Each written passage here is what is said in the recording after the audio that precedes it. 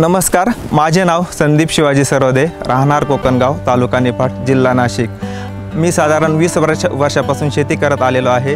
त्यामध्ये ऊस हे पीक आम्ही प्रामुख्याने घेत आलो आहे। ते आमची येथील जमीन चुनखड असल्यामुळे येथे निघणारे फुटवे खूपच पिवळसर निघत होते। तेव्हा माझे कोरोमंडलचे प्रतिनिधी यांच्याशी ओळख झाली। त्यांनी मला ग्रोमोर नॅनो DAP बद्दल माहिती दिली आणि ते फवारणी घेण्यासाठी सांगितलं। तर मी साधारण 20 ते 25 दिवसाच्या दरम्यान एक फवारा घेतला, एकरी 1 लिटर या प्रमाणाने। तर मला 8 दिवसात असा फरक जाणून आला की तेथील जिथं फवारा घेतलेला होता त्या जागेतील ऊस एकदम काळोखीवर आला आणि मी काही कंट्रोल लाईन सोडलेल्या होत्या, तिथं ऊस पिवळ सरत राहिला। मग त्याच्यानंतर मी परत पुन्हा 45 ते 50 दिवसाच्या दरम्यान अजून एक फवारा टाकला।